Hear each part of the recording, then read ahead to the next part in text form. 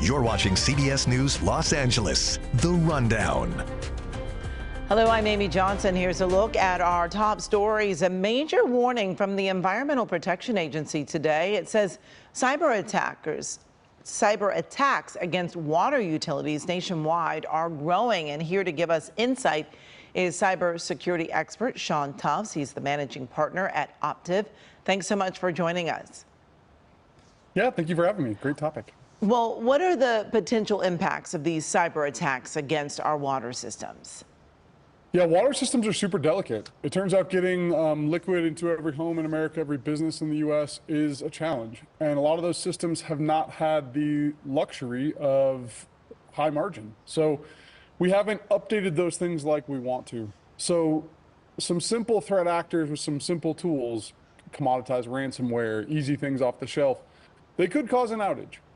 More advanced actors are going to do different things and have different tasks. So they're looking at gaining information, and they're looking at what happens if, escalations rise and we have to make a bigger take on America. What do those pieces and parts look like? How can we impact operations more?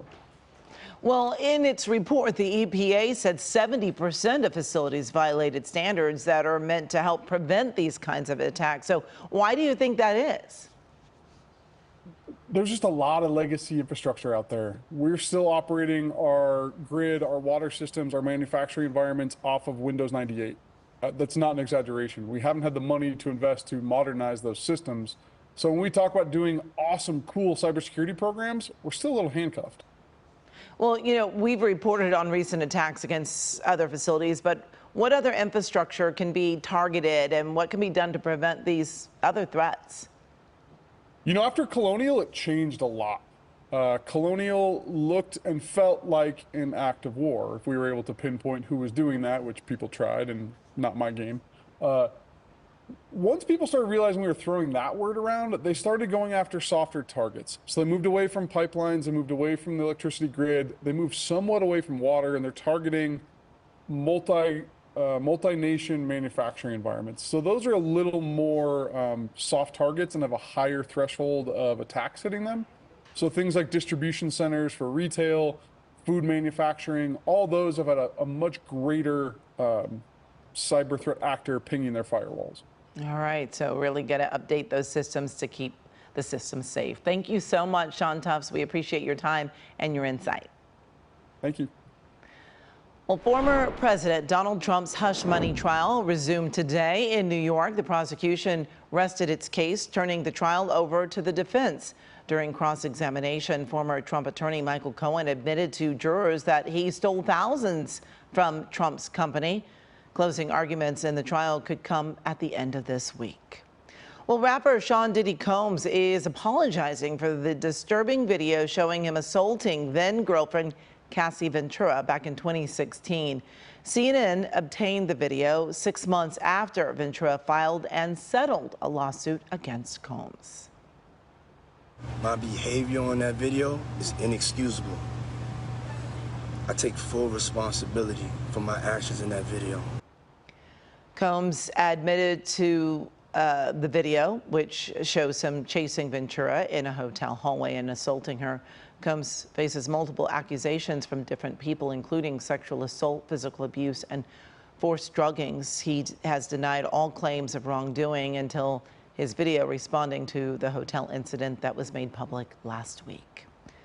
Well, still ahead at 3 o'clock, we're going to have a live interview with a legal expert to discuss the potential ramifications Combs faces in light of the hotel incident and recent investigations. Well, a chilling discovery in Loma Linda where skeletal remains were found in a backyard. KCAL News reporter Jasmine Veal is working on that investigation today.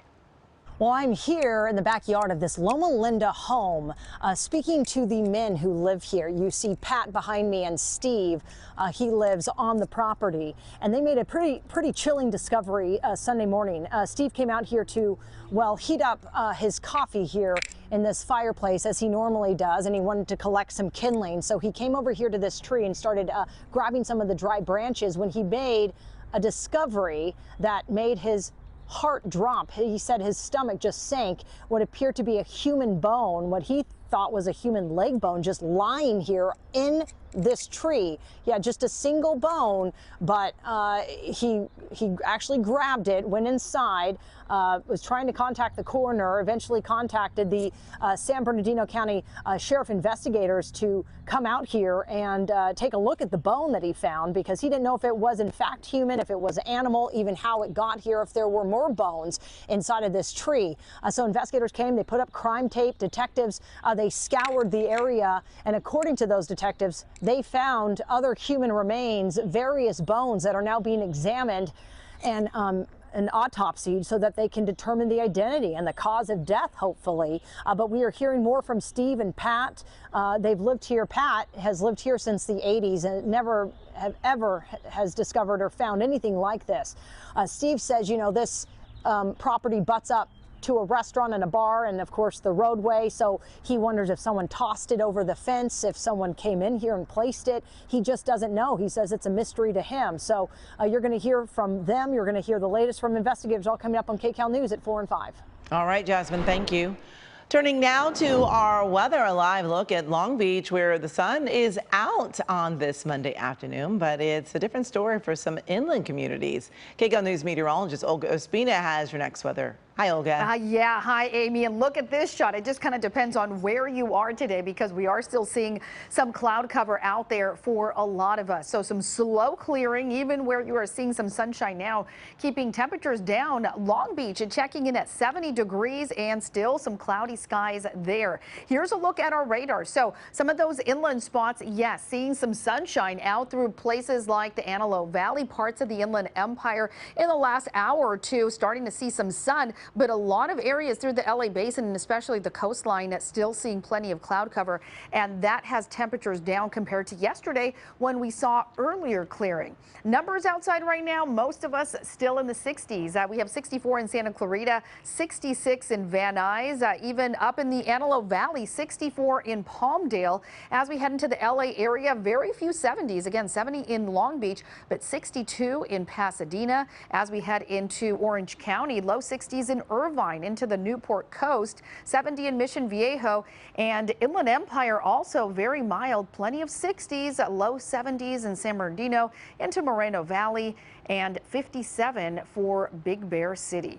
Here's a look at what's happening over the next 12 hours. Irvine, you will stay in the 60s this afternoon, really with not a whole lot of clearing by the 3 o'clock hour, just in the mid 60s, and then dropping back down into the low 60s by 8 o'clock this evening. Numbers this afternoon still running below average. That's been the trend these last several days. 65 along the coast, upper 60s for LAOC Metro, low 70s for some of our valleys into the Inland Empire, but that's just for some of you. Some of you will not get out of the 60s, mid 70s for the high desert, and upper 50s across our mountain communities. Winds still an issue for some of us. It is breezy for some of our deserts and mountains, with gusts in the 20s and in the 30s, nearing 40 miles per hour through parts of the Antelope Valley. And it's exactly there, that western part of the Antelope Valley, the foothill areas, under a wind advisory, and that's going to continue through 9 tonight. We saw that over the weekend. We continue with those breezy conditions, and Futurecast showing us we're also going to continue with dry conditions, aside from a little bit of drizzle that we're getting from that really deep marine layer. So today, still that area of low pressure with us, but as it starts pushing off to the east, we're going to get a bit of a bump in temperatures Tuesday into Wednesday, and then numbers drop once again as we have another area of low pressure impacting us to our north. It's not going to bring us rain, but again, it's going to cool us down once again, and still that marine layer is going to stick around. That May-gray pattern continues into the weekend before, look at this, by Monday, that's going to be your Memorial Day Monday.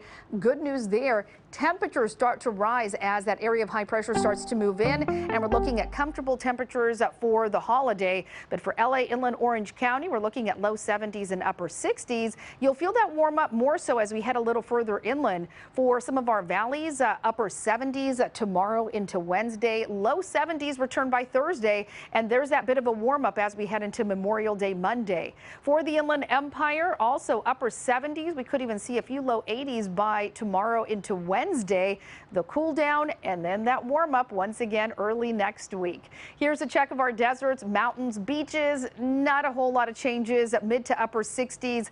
Not going to be the best beach weather this upcoming week, but if you head inland, especially tomorrow into Wednesday, those are expected to be some of those warmer days as well as your Memorial Day Monday. So good timing on that, Amy. All right, Olga, thanks so much.